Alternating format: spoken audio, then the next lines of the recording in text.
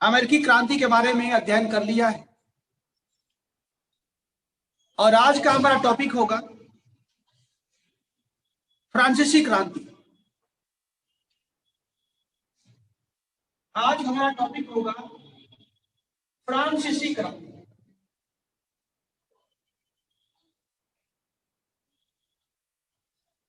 ठीक है, प्रत्येक टॉपिक के बाद हम जितना क्वेश्चंस आपको देते हैं उन सभी को लिखने का आपको प्रयास करना है, जैसा कि इसके पहले आप करते आए हैं। और जितना आप लिखेंगे यकीन मानिए उतना ही आप सफलता के नजदीक पहुंचेंगे। केवल पढ़ने से सफलता प्राप्त नहीं होती है, सफलता को सफलता बनाना पड़ता है। इसलिए इस बात को ध्यान रखना है कि जो भी क्लास में हम लोग पढ़ते हैं, जो भी हम सवाल देते हैं, क्वेश्चन देते हैं, उनको घर पर लिखने का अभ्यास करना है। और साथ ही साथ ये भी देखना है कि पिछले 10 सालों में उस टॉपिक से सवाल किस तरह पूछे गए हैं, उन पर भी आपको ध्यान रखना होगा। तो आइए हम इस टॉपिक के बारे में आज अध्ययन शुरू करते हैं। फ्रेंच रेवोल्यूशन यानी कि फ्रांसीसी क्रांति। इसमें सबसे पहला पॉइंट होगा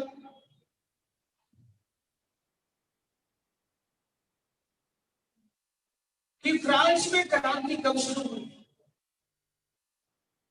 फ्रांस में क्रांति कब शुरू हुई?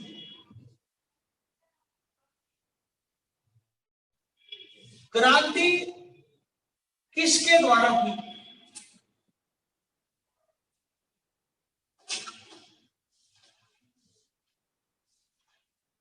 क्रांति किसके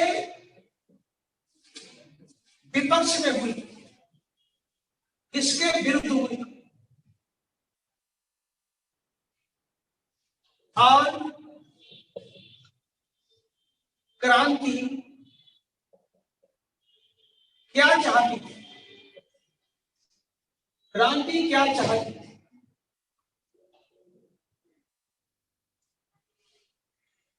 ये सारी बेसिक बातें हैं। आप सभी को बोर्ड पर जो भी हम लिखते हैं, अभी मैं जो लिख रहा हूं आपको दिखाई दे रहा होगा। बोर्ड पर जो हमने लिखा है आपको प्रॉपरली दिखाई दे रहा होगा।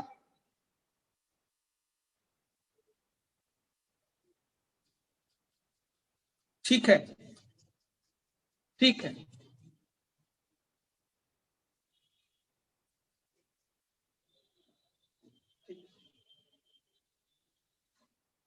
दिखाई दे रहा है ना? देख लो, दिखाई दे रहा है। तो पर्दा हम ऐसे कर देंगे तो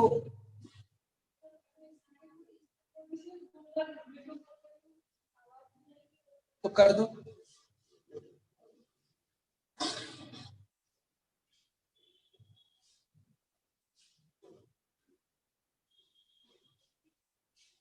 ठीक है, तो हाँ ठीक है। विंडोज थोड़ा सा खोल दो उजाला।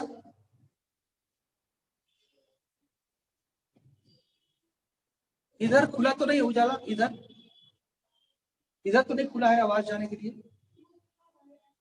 अच्छा अच्छा, जाने दो, नहीं खुल रहा, छोड़ दो। ठीक है, दिखाई साफ दे रहा है ना? ठीक है, देखिए यह क्रांति मई 1789 को शुरू होती है। यह क्रांति मई 1789 को शुरू होती है। ठीक है, कुछ धुंधला आ रहा है क्या? हमको धुंधला दिख रहा है वो। अच्छा अच्छा, थोड़ा सा हल्का सा खोल दोगी तो मेरा भी आंख जो है ना चमकेगा नहीं। ठीक है,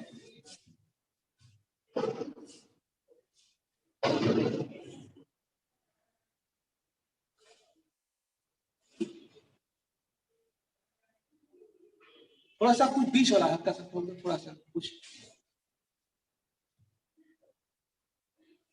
बस बस बस रहने दो, ठीक है, हो गया। मई 1789 को यह क्रांति शुरू हुई। यह क्रांति जो शुरू की गई, इसमें 3 लोग सम्मिलित थे। इसमें 3 लोग सम्मिलित थे। इस क्रांति में 3 लोग शामिल थे। एक फ्रांस का मध्यवर्ग, एक फ्रांस का मध्यवर्ग, दूसरा फ्रांस के किसान,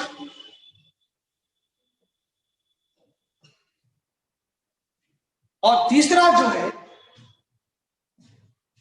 फ्रांस के श्रमिक। फ्रांस के श्रमिक या फ्रांस के मजदूर। मजदूर, फ्रांस के मजदूर। 3 लोग इस क्रांति में सम्मिलित थे। मध्यवर्ग,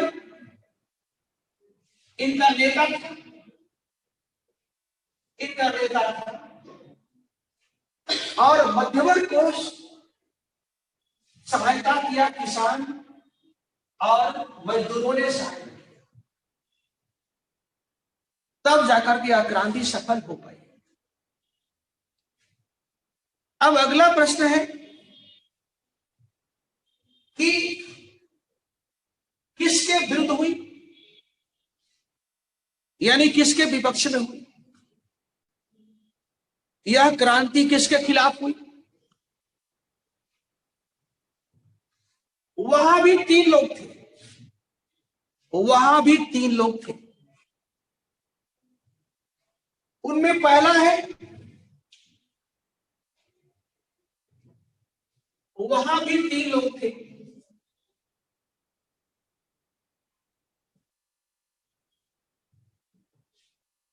उसमें एक हो गया फ्रांस का निरंकुश राजा हो गया। दूसरा, फ्रांस में चर्च जो बिल्कुल भ्रष्ट हो चुकी थी, भ्रष्ट हो चुकी थी। और तीसरा, फ्रांस के सामंती, सामंती लोग। फ्रांस के सामंती लोग, यानी फ्रांस के जो सामंत थे, सामंत, इन तीनों के विरुद्ध इन तीनों ने क्रांति किया। इन तीनों के विरुद्ध इन तीनों ने क्रांति की। इन तीनों ने क्रांति की। अब सवाल ये है, ये तीनों क्या चाहते थे? ये तीनों क्या चाहते थे? ये तीनों इन तीनों से नाराज क्यों थे? ये तीनों इन तीनों से क्यों नाराज थे? उसका कारण था, जो राजा है वह निरंकुश है, उस पर कोई अंकुश नहीं है। जो राजा है वह योग्य नहीं है, योग्य नहीं, प्रशासन करने की क्षमता नहीं। तो हटो भाई। जो चर्च है वो भ्रष्ट है, वह भ्रष्ट हो चुकी है, धर्म के नाम पर पाखंड बन चुकी है, लोगों से अलग अलग बहाना बनाकर पैसा वसूल करती है। लेकिन इस चर्च के द्वारा जो धार्मिक कार्य होने चाहिए वह नहीं हो रहा है। जनता धर्म के नाम पर पैसा देती है, इनको चढ़ावा चढ़ाती है, दान देती है, दक्षिणा देती है, और ये ऐशो आराम के जीवन जीते हैं। असंतोष तो होगा ही होगा। जो सामंत हैं इनको जन्मजात कई अधिकार मिले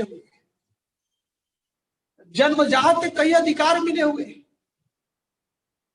शासन करने का, प्रशासन करने का, क्राइम करने के बावजूद कोई सजा नहीं होगी, सरकार को एक पैसा टैक्स नहीं देना है, इतना सुविधा। और आपका रोल क्या है? नथिंग। अरे भाई, सुविधा आपको दिया जा रहा है तो उसके एवज में कुछ काम तो करेंगे आप। आपको राज्य समाज आपको सम्मान दे रहा है, आपको सुविधा दे रहा है, तो उसके एवज में कुछ तो करेंगे। इनका कोई भूमिका नहीं था। यानी जो क्रांति हुई उसका मूल उद्देश्य था कि फ्रांस में जो मध्यकालीन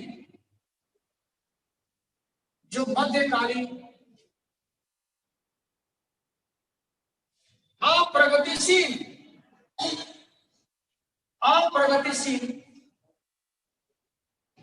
शोषणकारी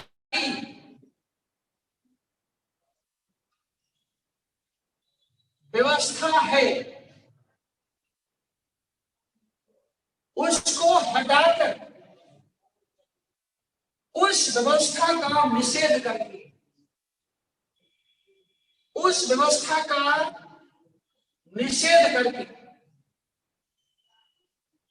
एक नवीन व्यवस्था को स्थापित करना, उसको निषेध करके एक नवीन व्यवस्था को स्थापित करना, जिसके केंद्र में होगा स्वतंत्रता, जिसके केंद्र में समानता हो, जिसके केंद्र में बंधुता हो, इसको स्थापित करते। इसलिए हम क्रांति करते हैं, इसलिए हमने क्रांति का सहारा लिया है, ताकि हम फ्रांस में एक ऐसा व्यवस्था स्थापित करना चाहते हैं, एक ऐसा व्यवस्था स्थापित करना चाहते हैं फ्रांस में, जिसमें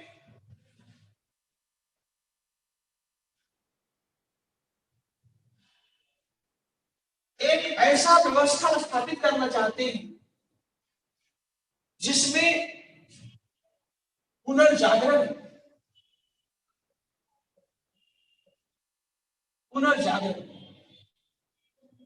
जिसमें धर्म सुधार आंदोलन, जिसमें प्रबोधन से जनित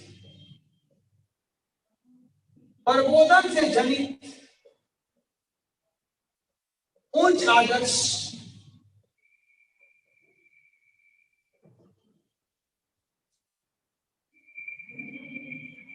आदर्शों को स्थापित किया जा सकता,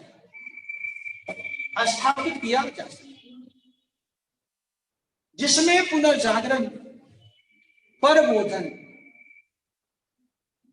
धर्म सुधार आंदोलन से जनित उच्च विचारों को स्थापित किया जा सके।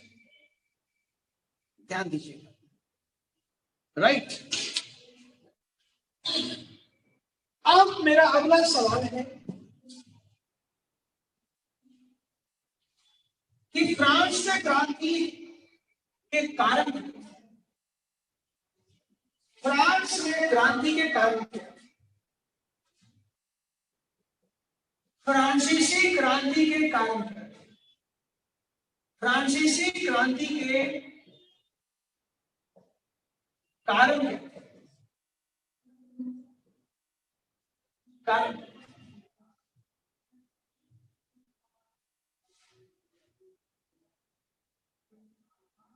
इसके लिए हम क्या करेंगे कि क्रांति के कारण क्या थे, इसके लिए हम क्या करेंगे, इसको दो भागों में हम बांट देंगे। क्रांति के कारणों को जानने के लिए हम अपनी सुविधा के लिए हम इसे दो भागों में बांट देंगे। जो पहला भाग होगा वह यह होगा कि क्रांति के तत्कालिक कारण क्या है, क्रांति के तत्कालिक कारण क्या है, और दूसरा होगा कि क्रांति के दीर्घकालिक कारण क्या है, क्रांति के दीर्घकालिक कारण क्या थे, तत्कालिक क्या थे और दीर्घकालिक क्या थे। बच्चों, मैं एक चीज आपको बताना चाहूंगा कि जब भी आप कारण के बारे में लिखेंगे, जब भी आप कारण के बारे में लिखेंगे तो ऐसे ही लिखा करिए, ऐसे ही आप अपना फॉर्मेट बनाइए। आप लिखिए कि कारणों को हम दो भागों में सुविधा के लिए बांटकर अध्ययन कर सकते हैं, ऐसे लिखना है। पहला तत्कालिक क्या है और दूसरा दीर्घकालिक क्या है। इससे क्या होता है, एग्जामिनर को पढ़ने में आसानी होती है और फिर आपके आंसर में सुंदरता बढ़ती है कि अच्छा आपने दोनों को बताया है कि तुरंत ऐसा कौन सा कारण था और बाद के ऐसा कौन सा कारण था। ये एक अध्ययन करने का वैज्ञानिक तरीका होता है। तो देखिए तत्कालिक लेते हैं। तत्कालिक ये हुआ था बच्चों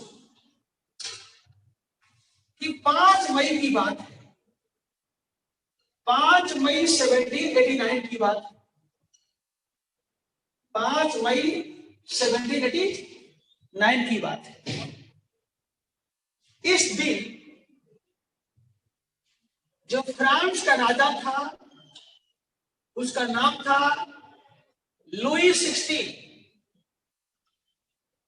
फ्रांस का राजा था लुई 16 था। उसके द्वारा फ्रांस में स्टेट्स जनरल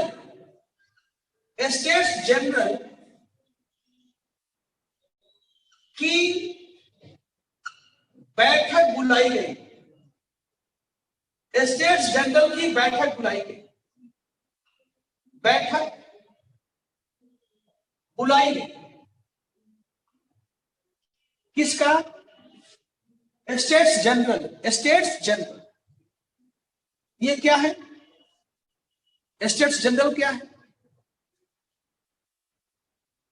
बच्चों? देखोगे, आप देखोगे कि फ्रांस में राजतंत्र तो था ही, फ्रांस में राजतंत्र तो था ही, राजा था वहां पर, लेकिन राजा को सहायता देने के लिए फ्रांस में एक संसद भी विद्यमान थी। राजा को सहायता देने के लिए फ्रांस में एक संसद भी थी। जिसको हम कहते हैं स्टेट्स जनरल कहते हैं, जिसको हम कहते हैं स्टेट्स जनरल। ध्यान दें, इसको कहते हैं स्टेट्स जनरल। इस स्टेट्स जनरल में, इस स्टेट्स जनरल में इसमें 3 हाउसेस, इसमें 3 हाउसेस। जो संसद है इसमें 3 हाउस था। लोकसभा राज्यसभा की तरह 2 नहीं, 3। एक ये हो गया, एक ये हो गया और एक ये हो गया। इसमें 3 हाउसेस थे। जो पहला हाउस है उसको कहते थे फर्स्ट स्टेट,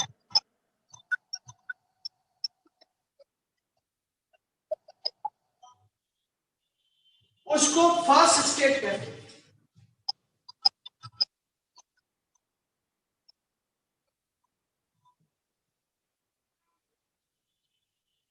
उसको फर्स्ट स्टेट कहते थे, राइट। उसको ऐसे लिखेंगे आप, इसको कहते थे फर्स्ट स्टेट कहते थे, फर्स्ट स्टेट। इसमें चर्च हुआ करता था। इसका मेंबर कौन था? चर्च। जो फर्स्ट स्टेट था संसद का, उसका जितने मेंबर्स थे वे चर्च के आदमी हुआ करते थे, वे चर्च के धार्मिक आदमी हुआ करते थे, ठीक है। तो दूसरा हाउस है उसको कहते थे सेकेंड स्टेट कहते थे, उसको हम सेकेंड स्टेट कहते थे, जिसका मेंबर्स जो फ्रांस के सामंत थे, सामंत वे उसका मेंबर्स थे। फ्रांस के फ्यूडल, फ्रांस के फ्यूडल, फ्रांस के फ्यूडल आपको दिखाई नहीं दे रहा इधर, फ्रांस के फ्यूडल थे, फ्रांस के सामंत थे। दूसरा जो उसका हाउस था, और जो तीसरा हाउस था संसद का, उसका मेंबर्स मध्यवर्ग था, मध्यवर्ग। और इसमें किसानों के प्रतिनिधि थे, किसानों के प्रतिनिधि थे, किसानों के प्रतिनिधि,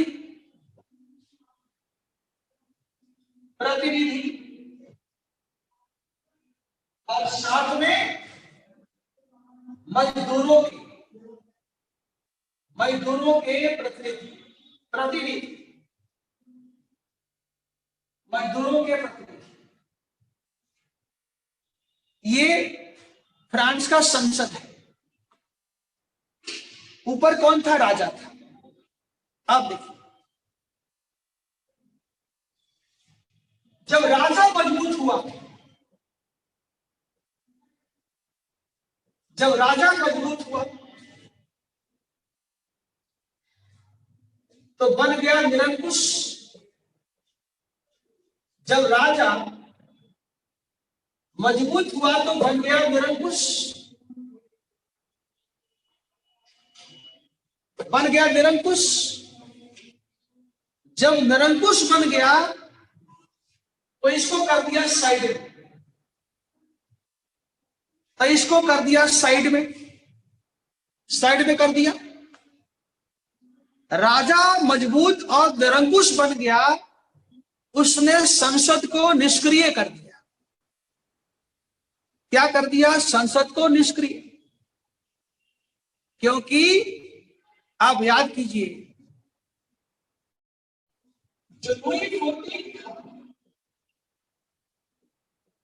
जो लुई XIV था, फ्रांस का राजा, वह कहता था कि मैं ही राज्य, वह कहता था कि मैं ही राज्य हूं और मेरे आदेश कानून है, और मेरे आदेश क्या है? कानून है। तो भाई तुम ही राज्य हो, तुम ही राज्य हो और तुम्हारे कानून ही आदेश है, तो फिर संसद की क्या आवश्यकता है? जब सीधी सी बात है, जब तुम ही राज्य हो, तुम्हारा कानून ही, तुम्हारा आदेश ही कानून है, तो फिर संसद की क्या आवश्यकता है? यानी यह बेकार हो गया। यह क्या हो गया? बेकार। अब देखिए 5 मई को, 5 मई 1789 ऐसा क्या हो गया कि राजा को बेकार पड़ी हुई कूड़ा में, ऐसा क्या हुआ कि कूड़ा में पड़ी हुई, ऐसा क्या हुआ कि कूड़ा में पड़ी हुई संसद को बुलाना पड़ा? जो संसद डस्टबिन में पड़ी हुई है, जो संसद डस्टबिन में पड़ी हुई है, उसको बुलाने की आवश्यकता क्या है भाई?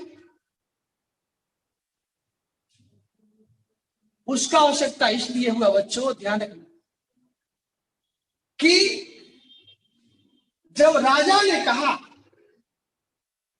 हाँ बाजुरा ने सही बोला, लेकिन सुनो बाजुरा, जब राजा ने कहा, किससे बोला? मध्यवर्ग से कहा, किसानों से कहा और मजदूरों से कहा। इन तीनों से राजा ने कहा कि आप लोगों को कर कुछ और देना पड़ेगा, आप लोगों को कुछ कर और देना पड़ेगा।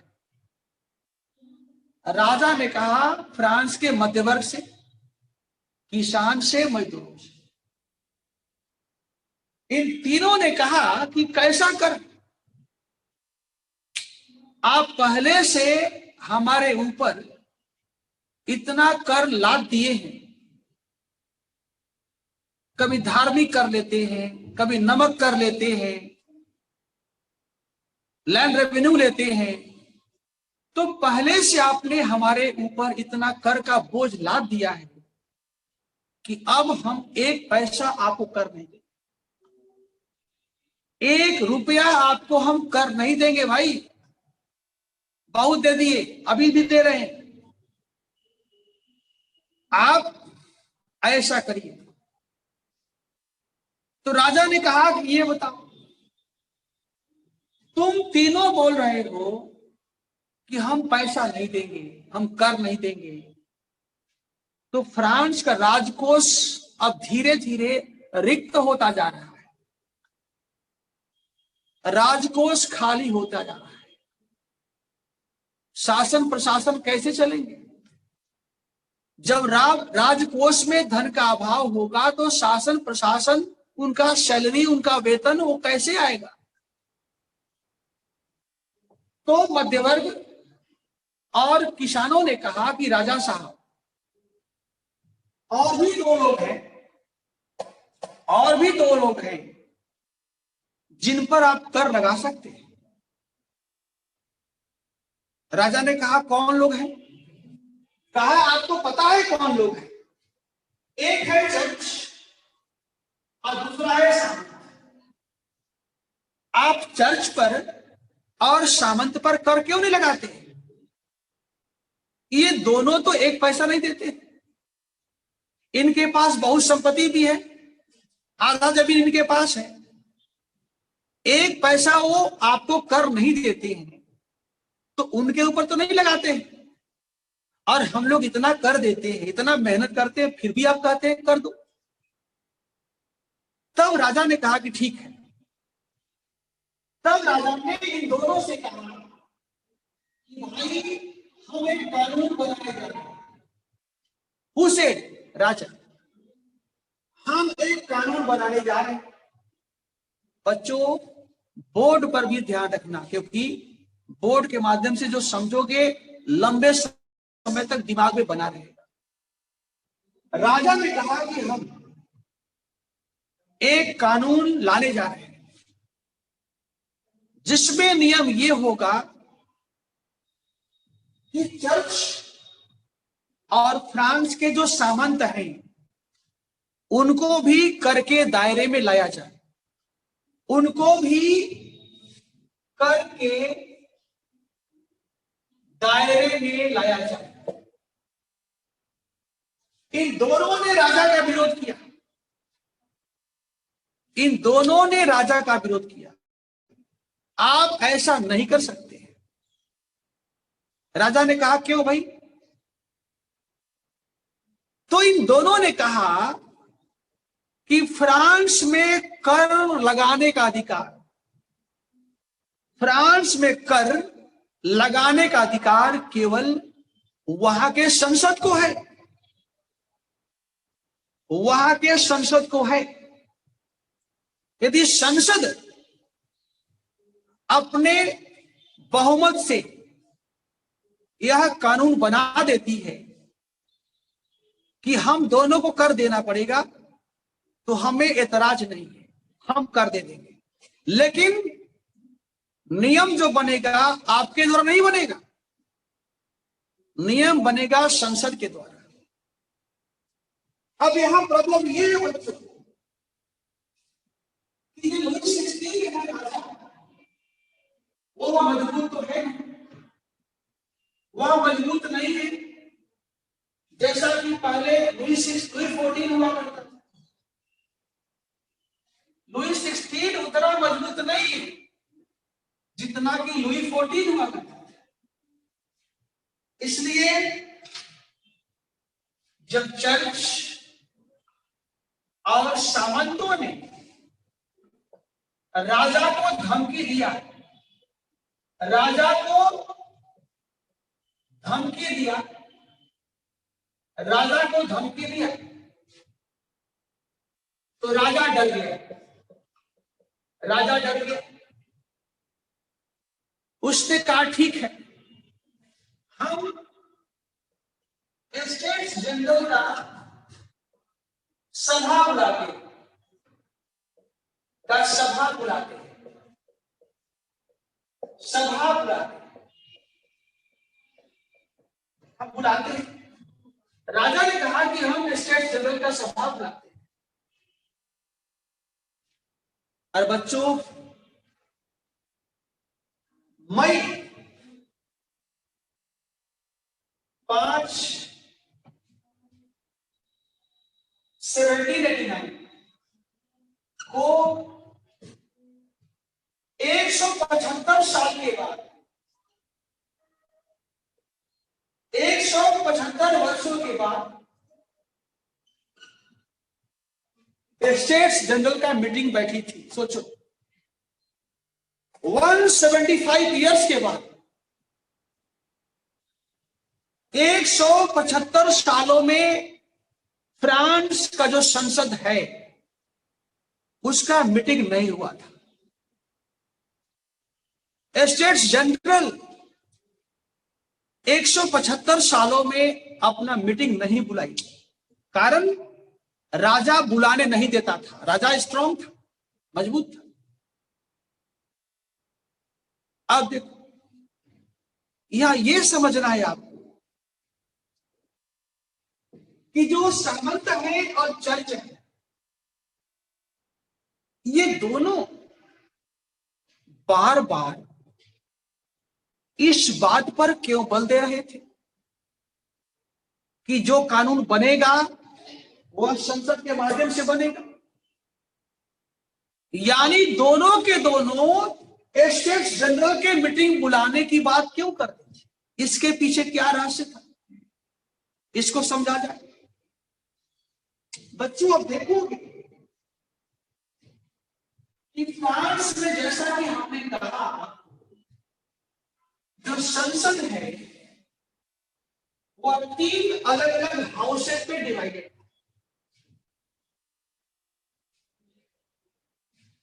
जो फ्रांस का संसद है, स्टेट्स जनरल,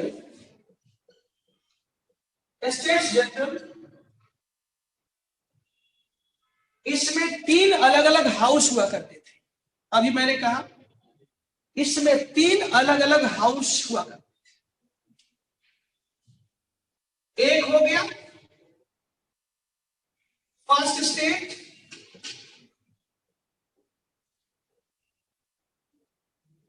ये चर्च का हो गया। एक हो गया सेकेंड स्टेट, ये वहां का जो फ्यूडल है, जो सामंत है, उनका हो गया। और एक है थर्ड स्टेट, है जरा, एक हो गया थर्ड स्टेट, इसमें मध्यवर्ग है, ठीक है ना, कहते हैं होगा। और ये मजदूर हो गया, मजदूर हो गया, 3 हो गए। अब देखिए रहस्य क्या है, अब इसमें रहस्य क्या है? रहस्य ये है कि तीनों का जो मीटिंग हुआ करता था, तीनों का मीटिंग जो होता था वो अलग अलग, तीनों का मीटिंग जो है अलग अलग होता था, अलग अलग होता था। तीनों का मीटिंग अलग अलग होता था। इसका मीटिंग अलग होगा, इसका मीटिंग अलग होगा, और इसका मीटिंग अलग। इसमें कुल मेंबर्स थे 300, इसमें भी कुल मेंबर्स थे 300, और इसका भी कुल मेंबर्स थे 300।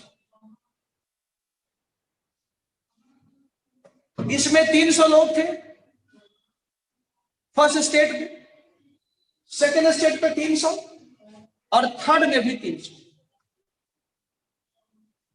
तो ये पूरा 900 मेंबर्स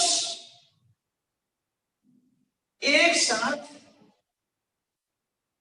बैठक नहीं करते थे, बैठक नहीं करते थे, नहीं करते थे। तीनों का अलग अलग मीटिंग होता था, और तीनों को एक एक वोट देने का अधिकार था। ये पूरा मिलकर एक वोट देगा, ये पूरा मिलकर एक वोट देगा, और ये पूरा मिलकर के एक वोट देगा। अब देखिए क्या होता था, जो चर्च है और सामंत है, दोनों मिले हुए आपस में, क्योंकि दोनों के पास विशेष सुविधा है।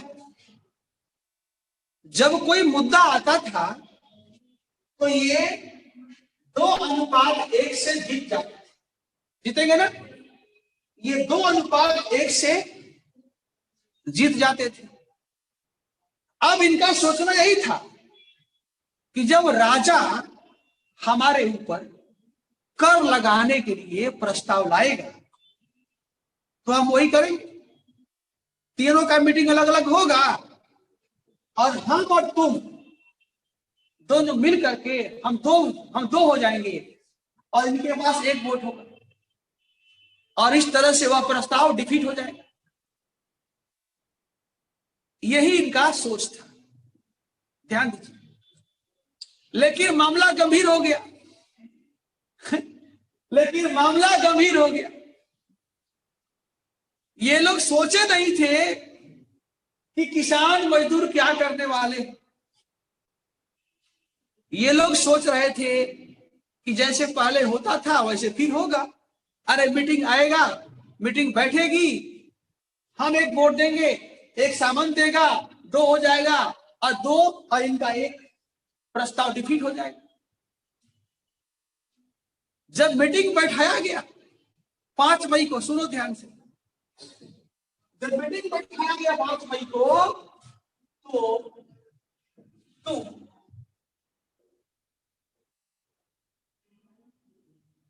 जो थर्ड हाउस है, जो थर्ड हाउस है, उसने राजा से डिमांड किया कि भाई आप 2 चीज जल्दी करिए, 2 चीज, तब हम शांत हो जाएंगे। कौन बोला? मध्यवर्ग बोला, किसान बोला, मजदूर बोला। राजा से 2 काम कर देते हैं तो हम शांत हो जाएंगे, हमको कोई दिक्कत नहीं। राजा ने कहा बताओ क्या काम है तुम्हारा? इन लोगों ने कहा कि भैया ये बताओ कि हमारी जनसंख्या इनकी दुगनी है, फ्रांस में किसान मजदूरों को मिला दोगे तो जनसंख्या अधिक है, तो नियम ये बनाओ कि हमें जनसंख्या के आधार पर हमारा मेंबर्स को बढ़ाया जाए। भाई हमें आप कह दो कि हमारा कुल मेंबर्स कितना होगा, 600। यही बोला था, ध्यान रखिए कि हमें कम से कम 600, हमारा जो सदन है थर्ड हाउस, उसका मेंबरशिप लगभग 600 होना चाहिए, क्योंकि हमारा जनसंख्या अधिक है और जनसंख्या के अनुपात में हमारा रिप्रेजेंटेशन कम है। जितना हमारा पॉपुलेशन है उसके हिसाब से आप हमारा कर दीजिए, क्या रिप्रेजेंटेशन कर दीजिए, इसके हिसाब से हमारा ये कर दीजिए। राजा ने कहा ठीक है। यानी बच्चों ध्यान रखना, मध्यवर्ग, किसान, मजदूर, इनके पहला मांग को स्वीकार कर दिया कि आपकी जनसंख्या अधिक है तो जनसंख्या के अनुपात में आपको हम सीट देंगे। अब आपका सीट लगभग 600 होगा, इनका जनसंख्या कम है 300 रहेगा, इनका 300, आपका रहेगा 600। अब देखो, अब इसके बाद किसानों ने, मजदूरों ने दूसरा मांग किया कि तीनों हाउस का जो मीटिंग होगा वह ज्वाइंट होगा। तीनों का सेशन जो होगा वो क्या होगा, ज्वाइंट सेशन होगा। 1 2 3 जो सीटिंग होगा वो क्या होगा, ज्वाइंट होगा। इनका दूसरा कि संसद जब बैठेगी तो ज्वाइंट सेशन होगा और उस ज्वाइंट सेशन के सामने जो प्रस्ताव आप लाना चाहते हैं उसको रखा जाएगा और इसके बाद इन तीनों सेशन के बहुमत के आधार पर उस प्रस्ताव के बारे में निर्णय लिया जाएगा।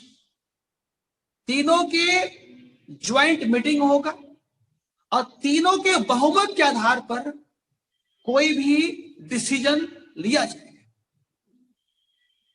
इस बात को राजा ने स्वीकार नहीं किया, इस बात को राजा ने स्वीकार नहीं किया कि हम इसको नहीं मानेंगे, आपको अलग अलग बैठक करना पड़ेगा। तब क्या होता है बच्चों, तब क्या होता है कि जो थर्ड हाउस है, जो थर्ड स्टेट है जिसमें मध्यवर्ग है, जिसमें किसान है और जिसमें मजदूर है, जब राजा ने इनकी बात को नहीं माना तो इसने क्या किया, एक घोषणा पत्र को जारी किया। जब राजा ने इनकी बात को नहीं माना तो इन लोगों ने एक घोषणा पत्र जारी किया। घोषणा पत्र जारी किया, इन लोगों ने घोषणा पत्र जारी किया जिसमें कहा गया कि we are the real national assembly of France.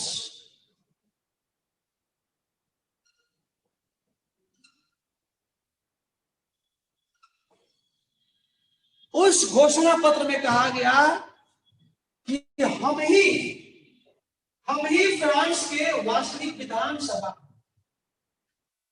हम ही फ्रांस के वास्तविक राष्ट्रीय सभा है। We are the real national assembly of France. हम फ्रांस का वास्तविक राष्ट्रीय सभा है। यानी जो फर्स्ट स्टेट है, जो फर्स्ट स्टेट है चर्च का, और जो सेकेंड स्टेट है सामंतों का, इनको कर दिया इनका कोई महत्व नहीं। They are zero, they are zero, they are zero, इनका महत्व जीरो है। दे आर जीरो, इनका कोई महत्व नहीं है। हम ही केवल यहां के वास्तविक सांसद हैं, इसने कह दिया। मामला और खराब होते गया कि लो, इसने दोनों को नहीं माना, ये दोनों बेकार हैं, इनका फ्रांस के समाज में कोई अहमियत नहीं है, हम ही हैं। तो राजा ने क्या किया कि जो असेंबली हॉल है जहां मीटिंग हुआ करती थी, क्या था? असेंबली हॉल, जहां मीटिंग हुआ करती थी, जहां संसद बैठती थी, असेंबली हॉल। राजा ने क्या किया, इसके गेट पर ताला लगा दिया। इसके गेट पर ताला लगवा दिया, असेंबली हॉल के गेट पर ताला लटका दिया। ये लोग इसमें नहीं जाएंगे, बाहर रहेंगे। अब देखो, जब संसद में राजा ने ताला लटकवा दिया, ताला लगवा दिया, तब इन लोगों ने कहा कि चाहे ताला लगवाओ, चाहे मुहर लगवाओ, अब हम यहां से जाने वाले नहीं। जब तक कोई फैसला नहीं होगा, जब तक कोई फैसला नहीं होगा, तब तक हम लोग हिलेंगे नहीं। इसके बाद क्या होता है, जब असेंबली हॉल में ताला लगा दिया गया, जब असेंबली हॉल में ताला लगवा दिया गया, तो उस असेंबली हॉल के बाजू में, उसके बगल में एक खेल का मैदान था। उसके बाजू में एक खेल का मैदान, जैसे मान लो ये असेंबली हॉल हो गया, ये असेंबली हॉल हो गया, ये इसका गेट हो गया, यहां पर ताला लगा हुआ है। इसके बगल में यहां पर एक टेनिस ग्राउंड है। क्या है? टेनिस ग्राउंड है। इसके बगल में एक टेनिस ग्राउंड है, टेनिस खेलने वाला।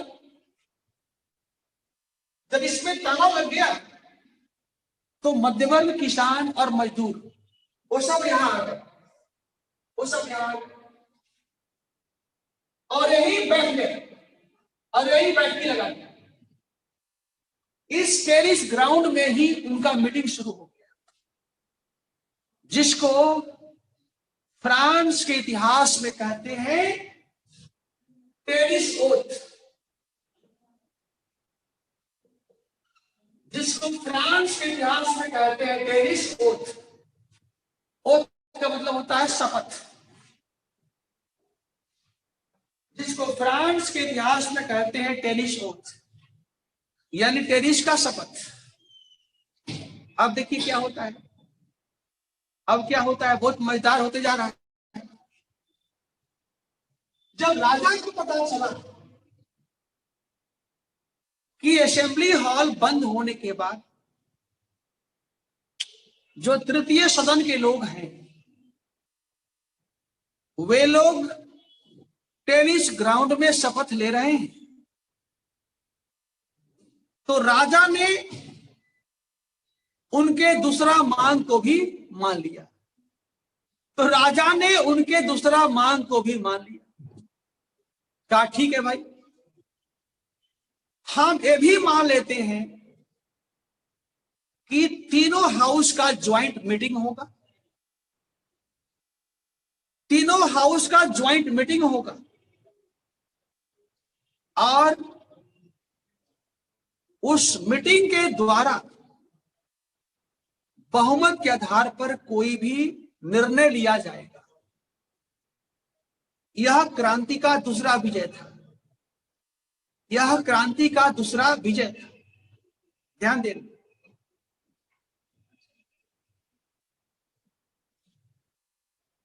इसके बाद क्या होता है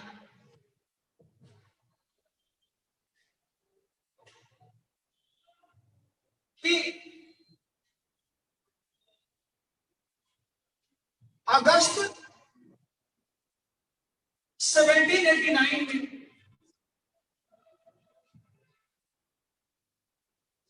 जो फ्रांस के किसान हैं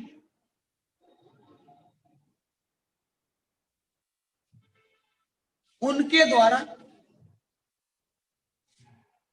जो फ्रांस के सामंत हैं, सामंतों के घर पर आक्रमण होने लगा। सामंतों के घर पर किसानों के द्वारा आक्रमण होने लगा, किसान उग्र हो गए और किसानों ने सामंतों से कहा कि हम आपका दुश्मन नहीं है, हम आपका दुश्मन नहीं,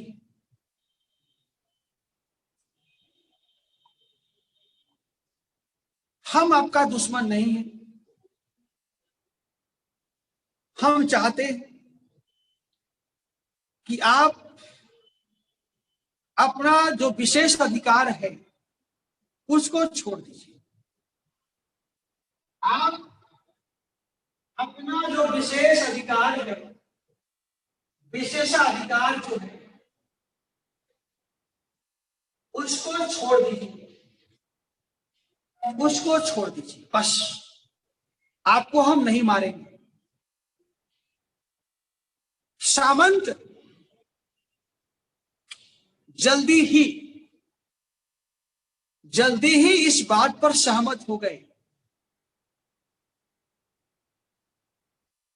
कि जान बचे तो लाखों पाए, है ना उजाला, जान बचे तो लाखों पावा, है ना, जान बचे तो लाखों पावा, जान बचा रहेगा तो बहुत कुछ मिलेगा। सामंतों ने कहा ठीक है भाई, आज के बाद हम लोग घोषणा करते हैं कि हम समाज का एक सामान्य व्यक्ति है आपके तरह, अब आज के बाद आपसे हम कोई कर नहीं लेंगे, आज के बाद हम आपसे कोई कर नहीं लेंगे। किससे? किसानों से। आपसे हम कोई कर नहीं लेंगे, आपका हम शोषण नहीं करेंगे, आपके तरफ हम एक सामान्य व्यक्ति हैं। यह क्रांति का तीसरा जीत था, यह क्रांति का तीसरा जीत था कि क्रांति ने फ्रांस से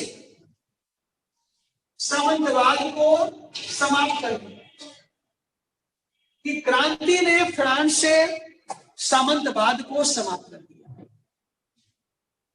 अब देखिए और क्या आगे बढ़ता है, ध्यान दीजिएगा, हम एक भी पॉइंट नहीं छोड़ रहे हैं, आराम से हम आगे बढ़ रहे हैं। जैसे जैसे घटनाएं घटती गई, जैसे जैसे घटनाएं घटती गई, वैसे वैसे मैं आगे बढ़ रहा हूं। अभी मैं कारण नहीं बताया हूं, कारण अब बताऊंगा। अब देखिए, वहां से क्रांति और आगे बढ़ गई, और 14 जुलाई 1789 की बात है, 14 जुलाई 1789 की बात है। और तो अगस्त का मामला था ना, थोड़ा उससे पीछे, 14 जुलाई 1789। बास्टिल जगह का नाम है बास्टिल, बास्टिल हो गया। कहां पर है? पेरिस में। पेरिस, यहां पर किला था, बास्टिल में किला था। क्या था? एक किला था। कहां पर? बास्टिल। इस किला में क्या था कि जितने कैदी थे उनको रखा जाता था। इस किला में कैदियों को रखा जाता था। इस किला में हथियार भी रखे जाते थे, हथियार भी रखे जाते थे। जितने कैदी थे यहां बंद थे, और यहां पर हर हथियार था, हथियार, गोला बारूद सब यहां जमा था। ये किला राजा का था। ये पेरिस का सड़क है, ये पेरिस का रोड है, ये पेरिस का सड़क हो गया, रोड हो गया। यहां पर क्या होता है कि गांव से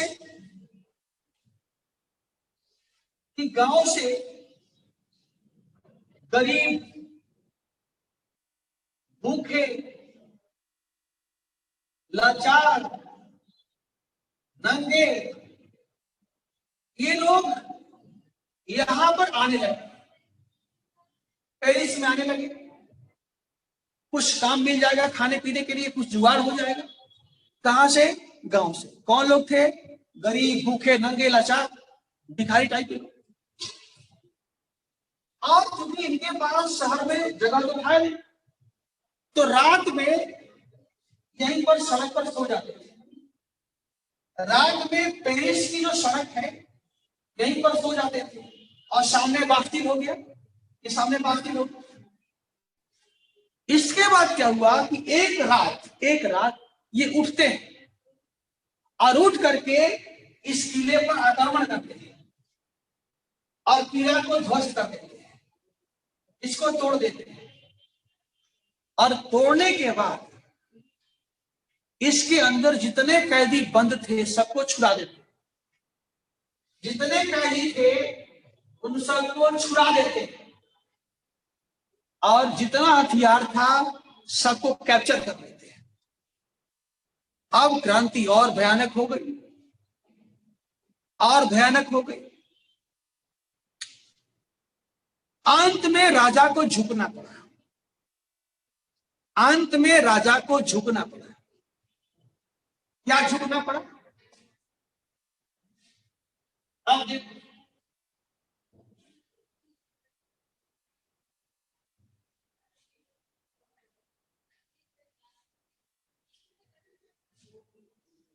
ये राजा है, ये चर्च है, और ये सामंत है।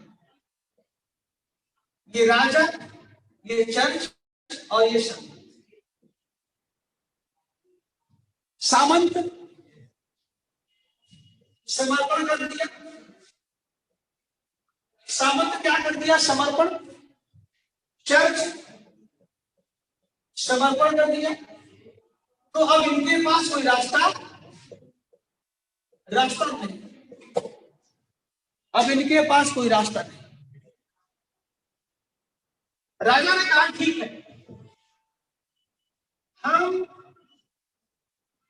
समझौता करेंगे, हम समझौता करेंगे। बताइए समझौता में क्या होगा, बताइए। किससे कहा?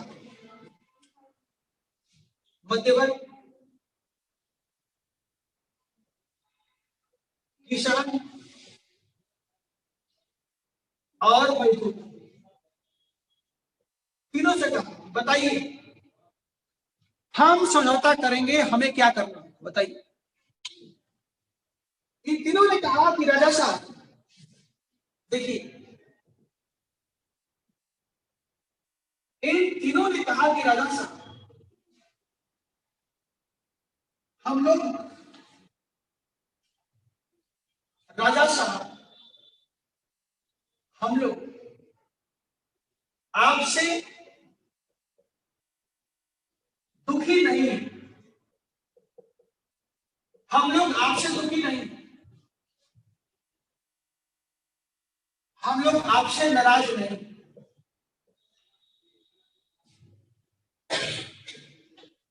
आपसे नाराज नहीं, बल्कि हम लोग आपके कुशासन से, आपके भ्रष्टाचार से हम लोग नाराज हैं, हम लोग नाराज हैं। हम लोग आपसे नाराज नहीं, आप तो अच्छे आदमी, लेकिन हम लोग जो आपका मिस गवर्नेंस है उससे हम लोग नाराज हैं, जो आपका करप्शन जो है उससे हम लोग नाराज हैं। तो राजा ने कहा तो आप बताइए आप क्या चाहते हैं, हमें क्या करना हो। इन लोगों ने कहा कि देखिए सीधी सी बात है, आपको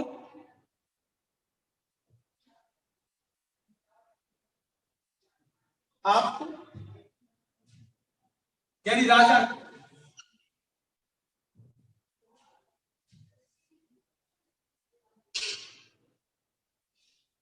राजा को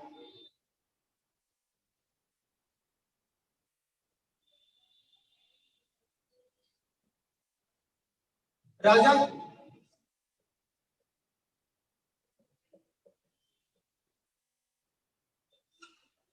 राजा को फ्रांस के जनता द्वारा, फ्रांस के जनता के प्रतिनिधियों द्वारा निर्मित संविधान को मानना होगा। आपको फ्रांस के जनता के प्रतिनिधियों के द्वारा निर्मित संविधान को मानना होगा। ये जनता का संविधान है और इसको आप मान लेंगे तो सब कुछ ठीक हो जाएगा, अब नहीं मानेंगे तो फिर और कुछ सोचना पड़ेगा। राजा ने कहा ठीक है भाई हम मान लेंगे। तो इन लोगों ने कहा कि आप जानना नहीं चाहेंगे। जब राजा ने कहा कि ठीक है आई एक्सेप्ट, तो लोगों ने कहा कि आप जानना नहीं चाहेंगे कि इसमें क्या लिखा गया है, आपको जानने का इच्छा नहीं है कि इसमें क्या लिखा गया है। और जब आप इसे स्वीकार कर लेंगे तो आप क्या बन जाएंगे? उसने कहा कि हाँ इच्छा तो है, बताइए क्या लिखा गया? कहा इसमें लिखा गया है कि सरकार के तीनों पावर्स को अलग अलग भागों में बांट दिया।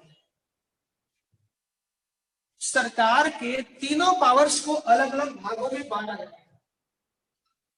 एग्जीक्यूटिव हो गया, लेजिस्लेटिव हो गया और जुडिशियल। यानी इसमें व्यवस्था किया गया है सेपरेशन ऑफ पावर्स। इसमें व्यवस्था किया गया है सेपरेशन ऑफ पावर्स। पहले क्या था? पहले आपके अंदर तीनों शक्तियां थी। जो पहले था, क्रांति के पहले, याद कीजिए राजा साहब कि क्रांति से पहले आपके पास तीनों शक्तियां थी। You are chief executive, you are chief legislature, and you are Supreme Court. But now, on account of separation of power,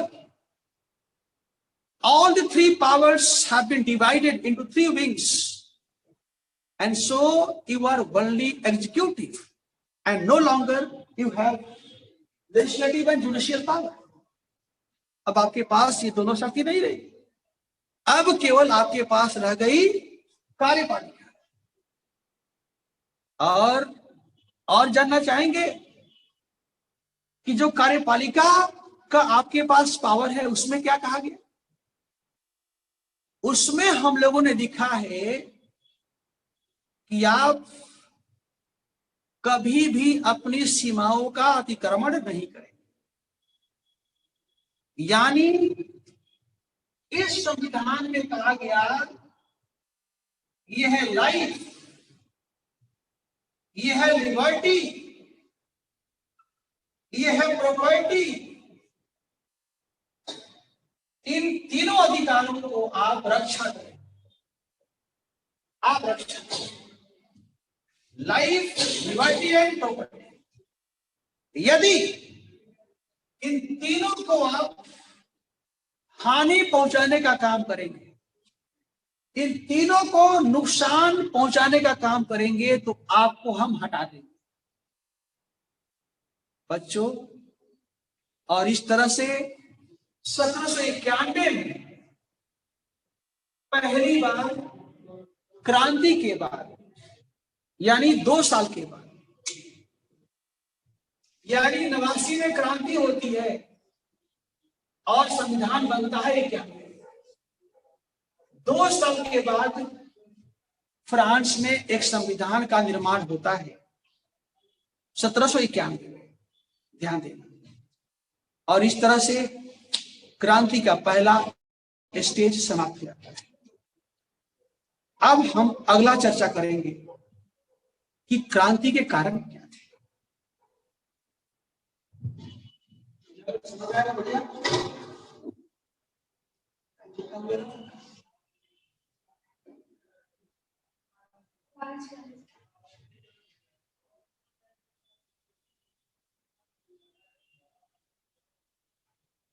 सुबह में 8 बजे में क्लास कर रहा हूं।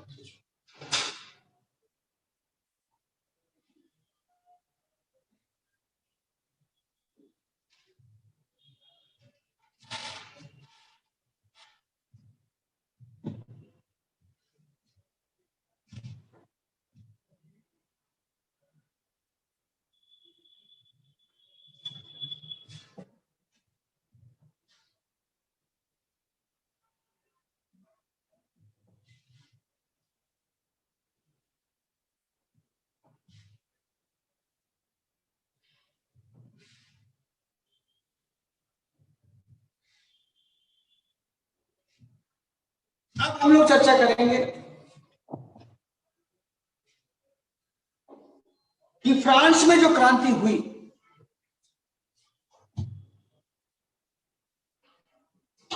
जो फ्रांस में क्रांति हुई,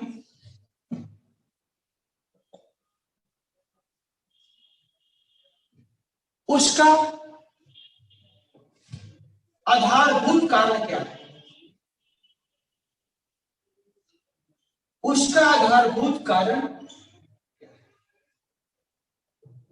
उसका आधारभूत कारण क्या है। ठीक,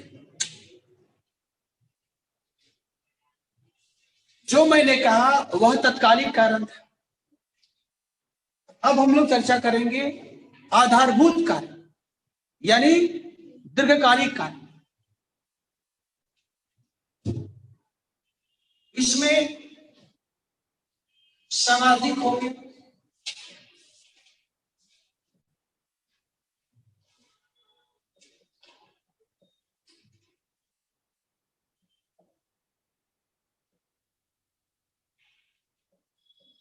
आर्थिक हो गए,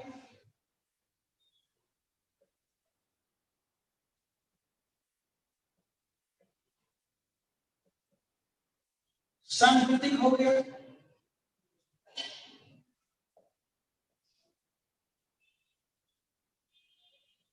राजनीतिक हो गया। ठीक है, प्रशासनिक हो गया। ठीक है, तो सबसे पहला हम लेते हैं सामाजिक कारण। सबसे पहला हम लेते हैं सामाजिक कारण।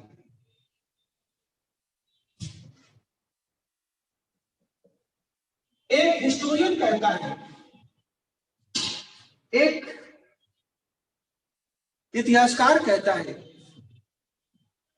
कि क्रांति से पहले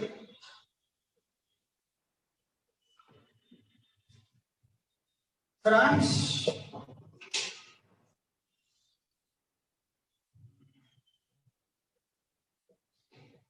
गोबर पर खिला हुआ फूल था। खिला हुआ फूल था। इसको सिंगल इन्वर्टेड कॉमा में रखना है। सिंगल इन्वर्टेड कॉमा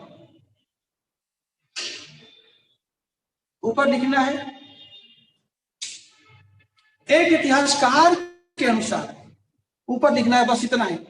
एक इतिहासकार के अनुसार, और फिर ये लिखना है, क्रांति से पहले फ्रांस गोबर पर खिला हुआ कमल का फूल था।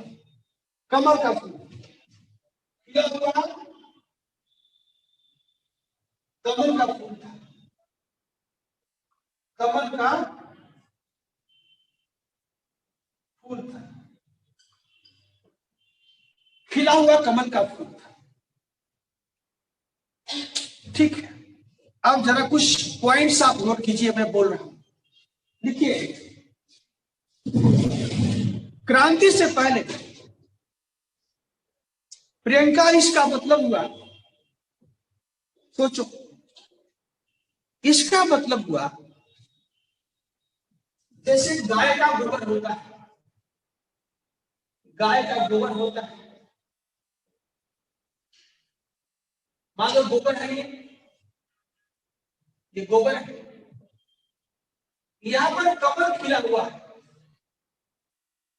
यहां पर कमल खिला हुआ है।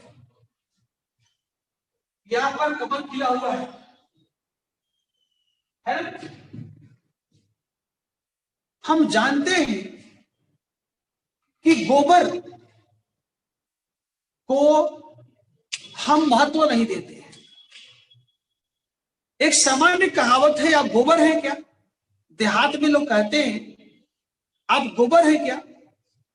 गोबर उसको कहते हैं देहात में जिसके पास ज्ञान का अभाव होता है, जिसके पास शिक्षा का अभाव होता है, जिसके पास तजुर्बा का अभाव होता है, अदब नहीं होता है, उसको हम कहते हैं गोबर है। क्या कहते हैं? गोबर गणेश है। थोड़ी हो ना, ये गोबर गणेश है।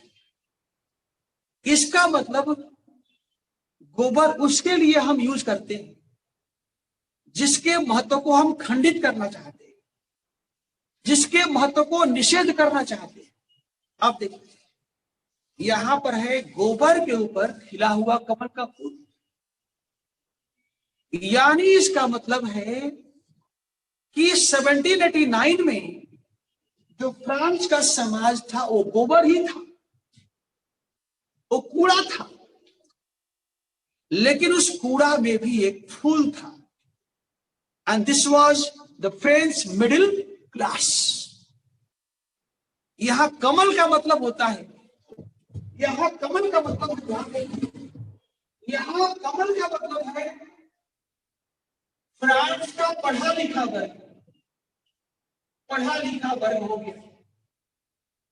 और गोबर का मतलब है जो फ्रांस का समाज है जिसमें सामंत रहते हैं, ये सामंती समाज जो है ये गोबर हो गया, और इस पर खिला हुआ कमल का फूल हो गया पढ़ा लिखा। समझ गई ना, है ना। जैसे एक कहावत है ना, गुदरी का लाल। गुदरी का लाल मतलब होता है कि जो महापुरुष होते हैं उनका जन्म कभी कभी ऐसे स्थान पर होता है जो बहुत ही अच्छा जगह नहीं होता है, गरीबी होती है, वहां पर तंगी होती है, वहां पर महान पुरुष का जन्म होता है ना। तो यहां इसका मतलब ये हुआ। ठीक है, चलिए लिखिए सामाजिक कारण। सामाजिक कारण देखिए, फ्रांसीसी क्रांति, फ्रांसीसी क्रांति वास्तव में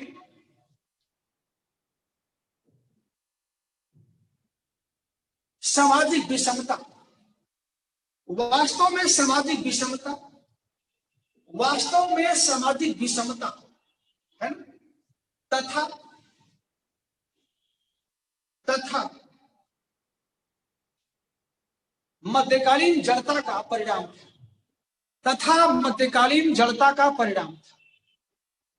सामाजिक विषमता तथा मध्यकालीन विषमता का परिणाम था।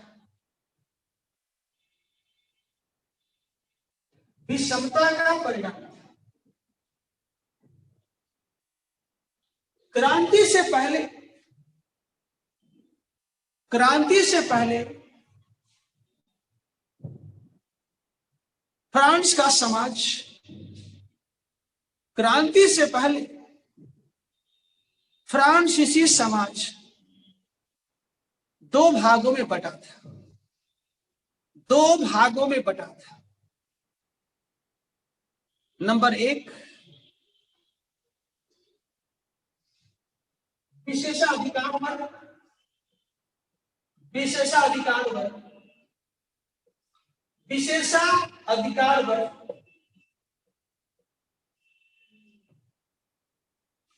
जिसमें चर्च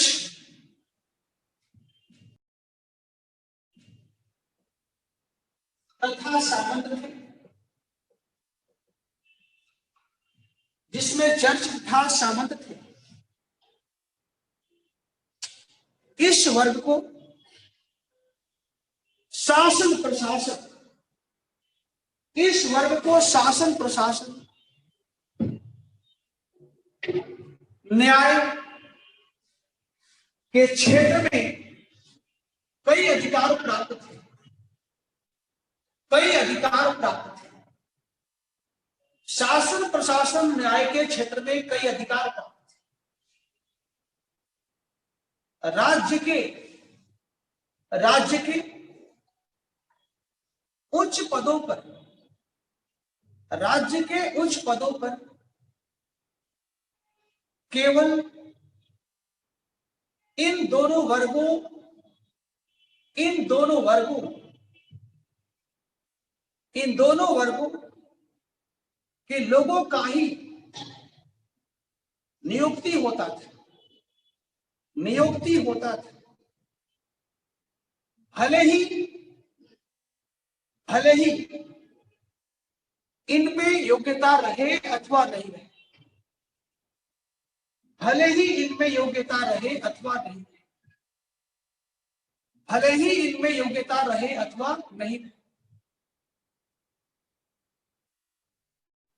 इन दोनों के पास, इन दोनों के पास लगभग पूरे फ्रांस में विद्यमान, पूरे फ्रांस में विद्यमान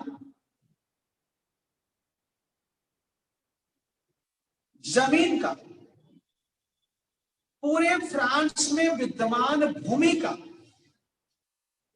40% भाग, 40% भाग, 40% भाग पर इनका कब्जा था, इनका अधिकार था। 40% भाग पर इनका कब्जा था, लेकिन ये राज्य को कोई कर नहीं देते थे, ये राज्य को कोई कर नहीं देते थे, राज्य को कोई टैक्स नहीं देते थे।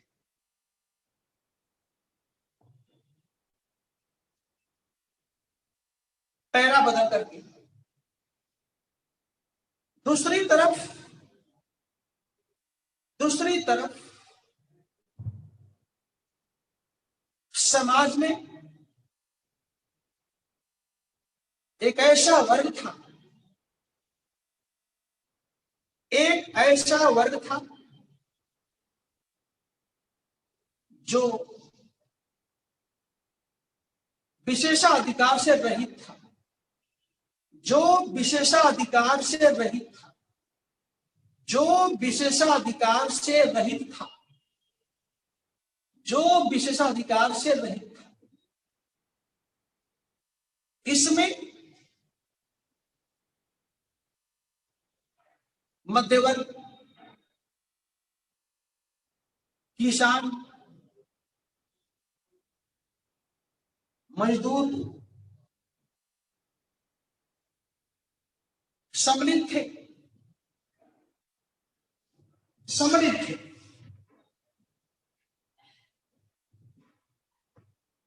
इन तीनों वर्गों की अपनी समस्याएं थी, इन तीनों वर्गों की अपनी अपनी समस्याएं थी, इन तीनों की अपनी अपनी समस्याएं थी। जैसे नंबर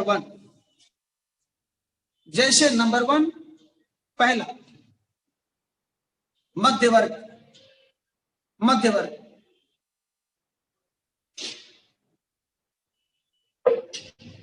मध्यवर्ग एक डैश दीजिए, एक डैश। यह फ्रांसीसी समाज का, यह फ्रांसीसी समाज का पढ़ा लिखा वर्ग, यह फ्रांसीसी समाज का पढ़ा लिखा वर्ग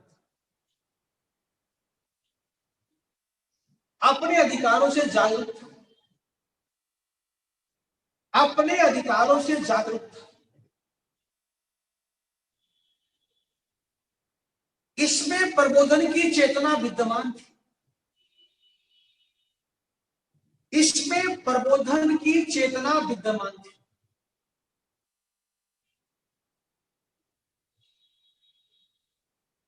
इसमें प्रबोधन की चेतना विद्यमान थी।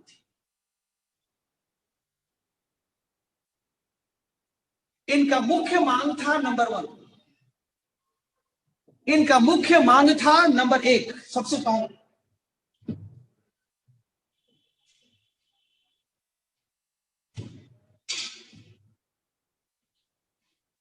फ्रांस के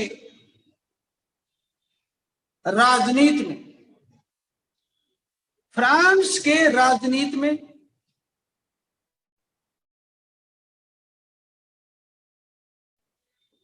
राजतंत्र की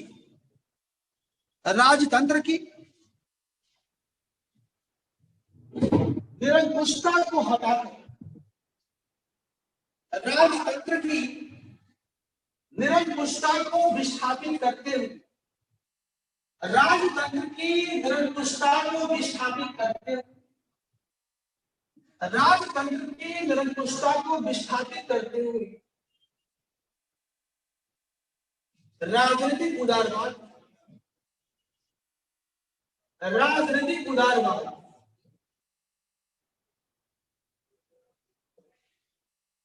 राजनीतिक उदारवाद को लागू किया जाए,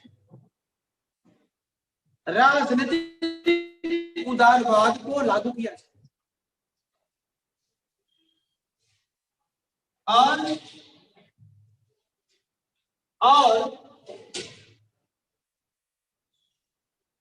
सीमित राजतंत्र, सीमित राजतंत्र,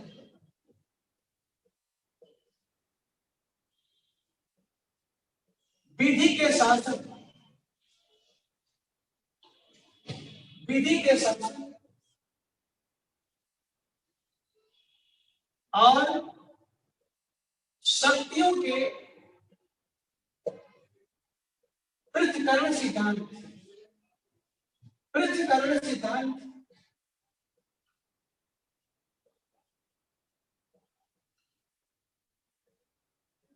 को लागू किया जाए, शक्तियों के पृथक्करण सिद्धांत को लागू किया जाए।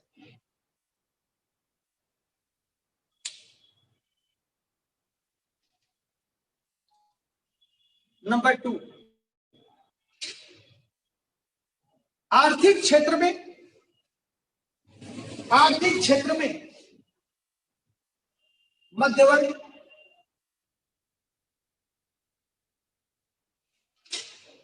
वाणिज्यवाद के स्थान पर, आर्थिक क्षेत्र में मध्यवर्ग वाणिज्यवाद के स्थान पर, वाणिज्यवाद के स्थान पर पूंजीवाद को स्थापित करना चाहता था, पूंजीवाद को स्थापित करना चाहता था।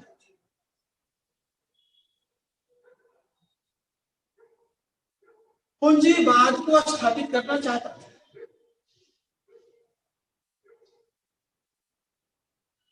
नेक्स्ट, सामाजिक स्तर पर, सामाजिक स्तर पर मध्यवर्ग समाज में सामंतवाद को समाप्त कर, सामंतवाद को समाप्त कर एक समतावादी समाज का निर्माण करना चाहता है, एक समतावादी समाज का, एक समतावादी समाज का निर्माण करना चाहता है, एक समतावादी समाज का निर्माण करना चाहता है। नेक्स्ट, सांस्कृतिक स्तर पर, सांस्कृतिक स्तर पर मध्यवर्ग, सांस्कृतिक स्तर पर मध्यवर्ग, सांस्कृतिक स्तर पर मध्यवर्ग धर्मनिरपेक्षता को स्थापित करना चाहता था, धर्मनिरपेक्षता को स्थापित करना चाहता, धर्मनिरपेक्षता को स्थापित करना चाहता, धर्मनिरपेक्षता को स्थापित करना चाहता था।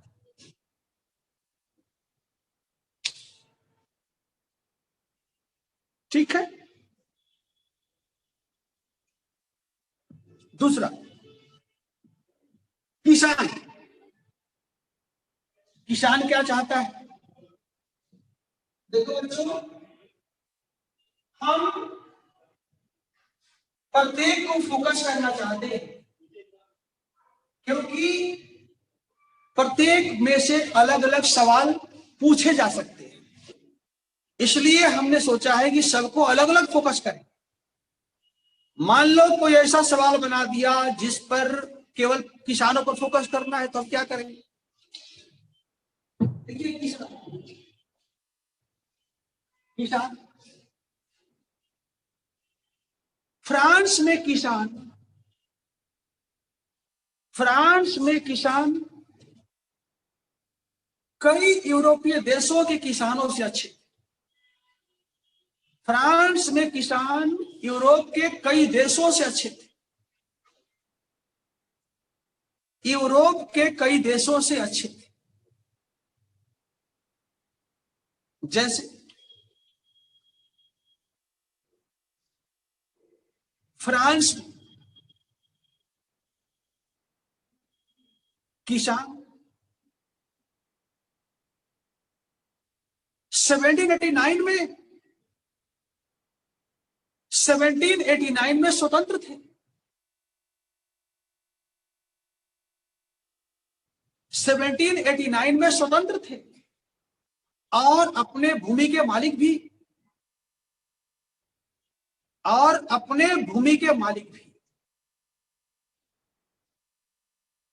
जबकि रूस में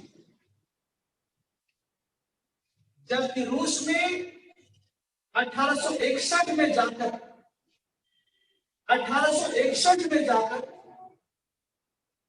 दास प्रथा को हटाया। जबकि रूस में 1861 में आकर दास प्रथा को हटाया।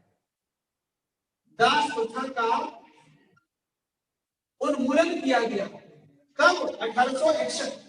सोचिए, फ्रांस में क्रांति होती है यहां पर। सोचिए, यानी इस समय वहां का किसान स्वतंत्र था और तुम्हारे यहां क्रांति होती है, क्रांति नहीं, और तुम्हारे यहां सुधार होता है 1861 में, दास प्रथा समाप्त होता है। यानी फ्रांस रूस से कितना आगे था? सोचिए, फ्रांस रूस से कितना आगे? आगे लिखिए, किसानों का मूल मांग था, किसानों का मूल मांग था कि राजा, किसानों का मूल मांग था कि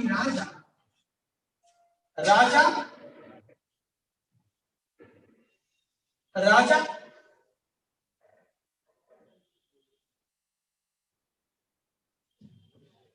अन्यायपूर्ण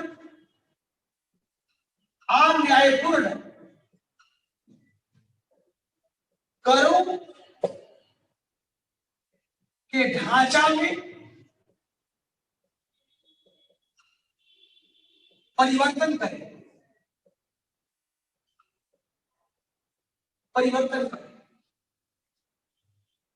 किसानों का मांग है कि change in the nature of unjust taxation.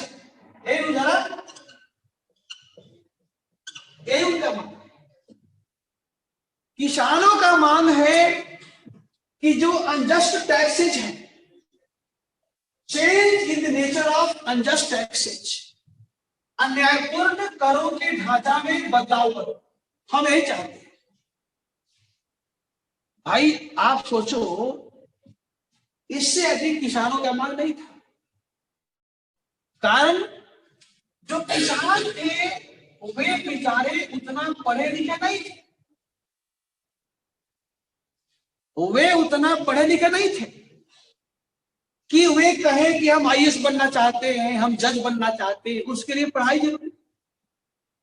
इनका केवल परेशानी ये था कि भैया ये मेरा खेत है, ये मेरा खेत है, यहां पर हमने धान, गेहूं, कपास की खेती किया है, सब्जी लगाया है,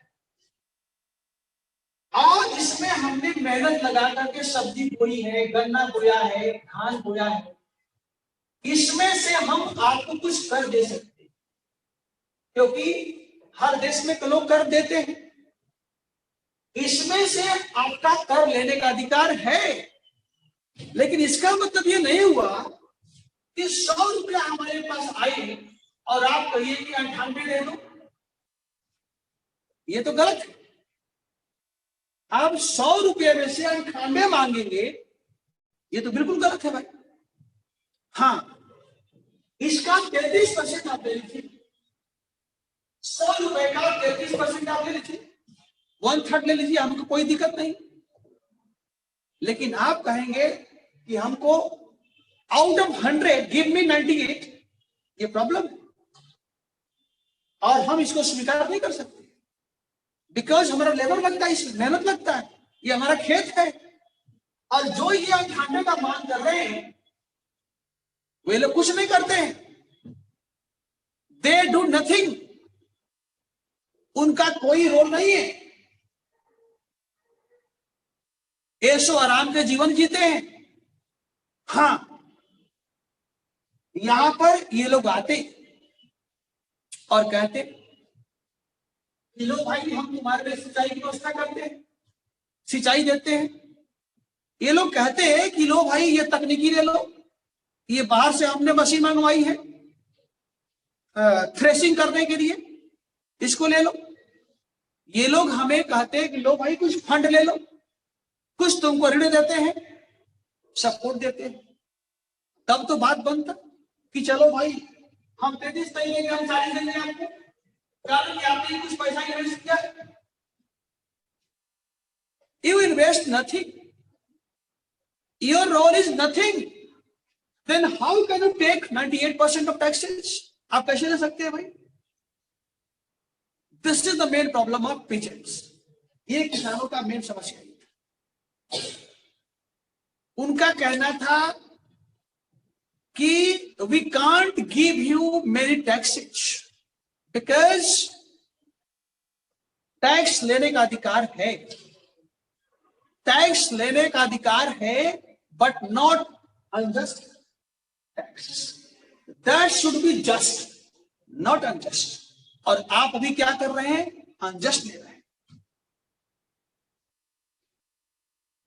ठीक है, इसको आगे बढ़ा दो, देखो इसी को कंटिन्यू करिए।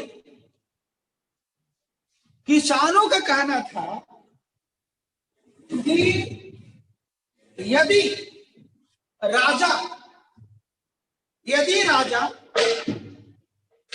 राजा करों के ढांचा में बदलाव कर देता है, यदि राजा करों के ढांचा में बदलाव करता है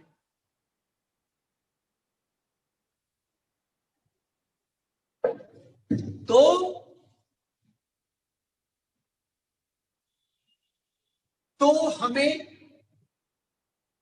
अपने परिश्रम का लाभ प्राप्त होगा। तो हमें अपने परिश्रम का लाभ प्राप्त होगा। यदि राजा करों के ढांचा में बदलाव करता है तो हमें अपने परिश्रम का लाभ प्राप्त होगा। अब आओ मजदूरों को लिखो। मजदूर क्या चाहते हैं? मजदूर देखिए,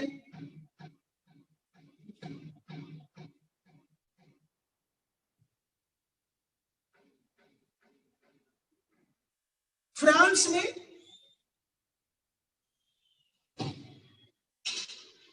उद्योग शिल्प का विकास भी हुआ था, उद्योग शिल्प का विकास भी हुआ था।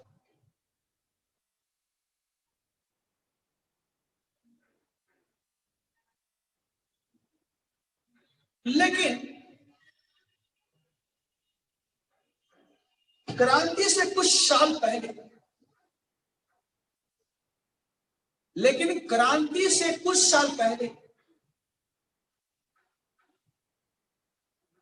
फ्रांस में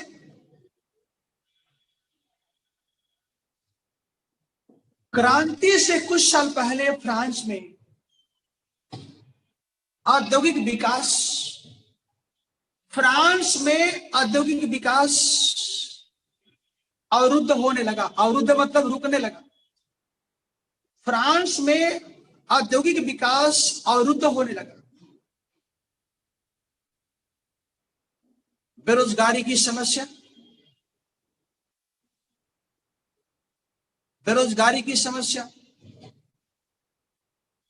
मजदूरी कम,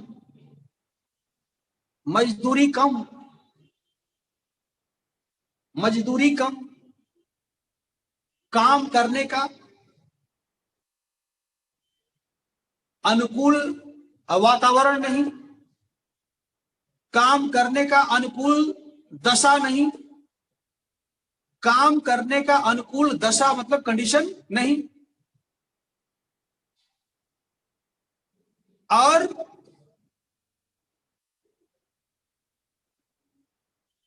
बाजार में जीवन से संबंधित, बाजार में जीवन से संबंधित वस्तुओं का दाम, वस्तुओं का दाम में 65% की वृद्धि, बाजार में जीवन से संबंधित वस्तुओं के दाम में,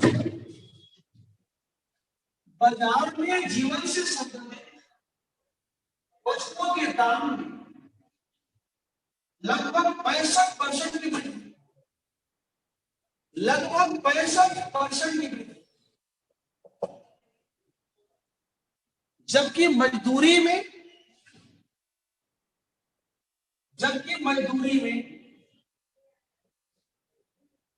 केवल 22% की वृद्धि। समझ रहे हो कितना अंतर है?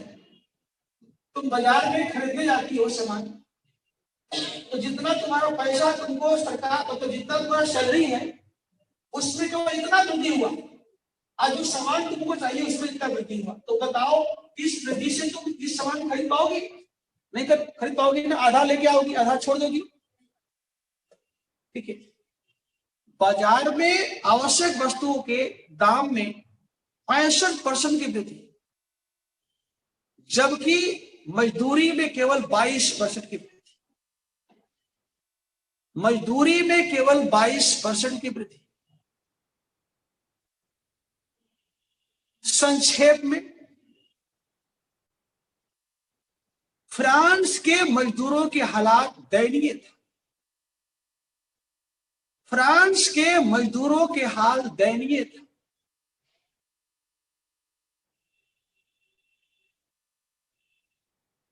न तो पर्याप्त रोजगार, न तो पर्याप्त रोजगार और न ही पर्याप्त घर बार,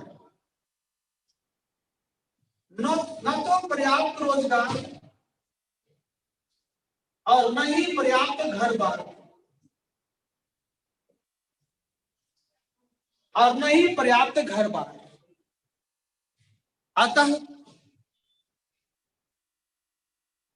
मजदूरों ने भी किसानों के साथ मिलकर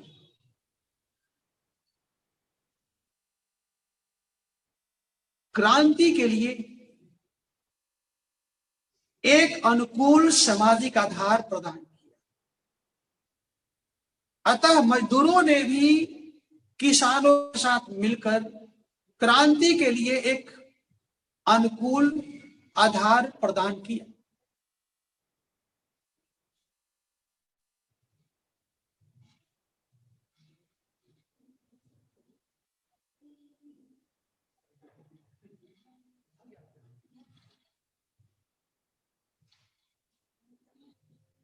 और 6 दिन की बात है, यहाँ छुट्टी, ठीक है ना। हाँ, इसके बाद हम समय तुम लोग को पढ़ाएंगे और जाएंगे, है ना। दिल्ली दिल्ली चले जाएंगे, अब फिर तुम कहोगे ऐसे ही से बच्चे पढ़ रहे हैं। चलो कोई बात नहीं। हाँ लिखिए, अगला आर्थिक, आर्थिक आर्थिक कार्य लिखिए। फ्रांस यूरोप का एक समृद्ध देश था।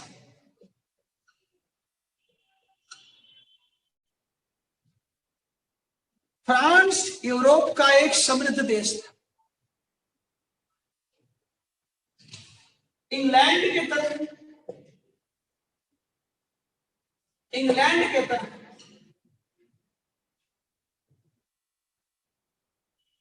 इंग्लैंड के तरह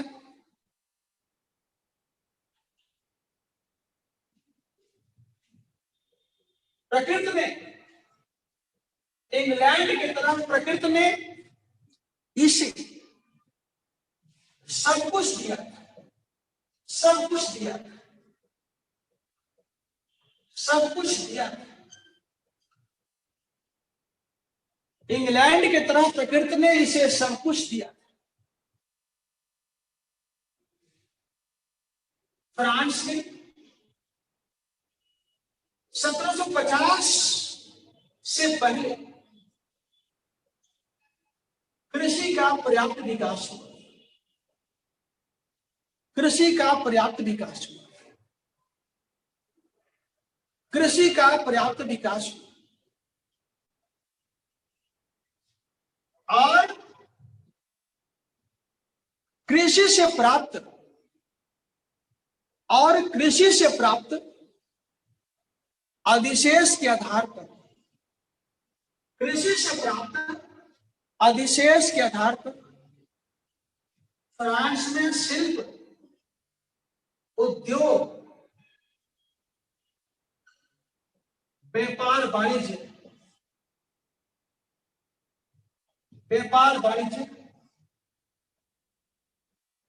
आदि का भी विकास हुआ।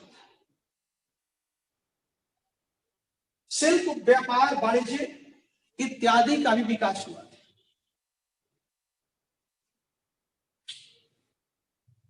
लेकिन क्रांति से कुछ साल पहले, क्रांति से कुछ साल पहले, क्रांति से कुछ साल पहले फ्रांस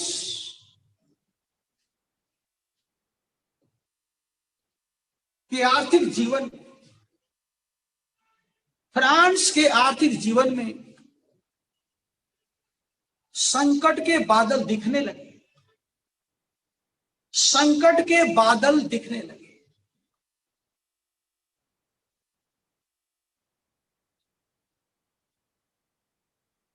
जैसे नंबर 1, पहले फ्रांस के महत्वाकांक्षी, फ्रांस के महत्वाकांक्षी राजाओं के द्वारा, फ्रांस के महत्वाकांक्षी राजाओं के द्वारा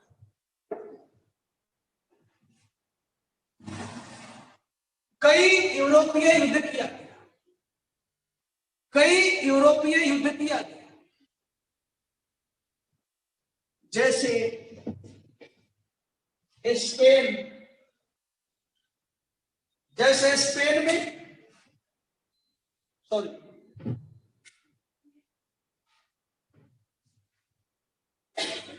ये तो खैर बात का हुआ है, स्पेन काट देना, स्पेन काट देना। जैसे ऑस्ट्रियन, जैसे Austrian war of succession, war of succession, war of succession. जैसे अमेरिका के इंडिपेंडेंस में भाग लेना, जैसे अमेरिका के इंडिपेंडेंस में भाग लेना, जैसे अमेरिका के इंडिपेंडेंस में भाग लेना, जैसे इंग्लैंड और फ्रांस के बीच होने वाला 7 इयर्स वॉर, 7 इयर्स वॉर इत्यादि इत्यादि। इसका हिंदी हुआ ऑस्ट्रिया में उत्तराधिकार के लिए युद्ध, उत्तराधिकार के लिए युद्ध। इसका हुआ सप्तवर्षीय युद्ध, सप्तवर्षीय युद्ध। और इसका हुआ अमेरिकी क्रांति, अमेरिकी क्रांति, जिसका परिणाम हुआ कि फ्रांस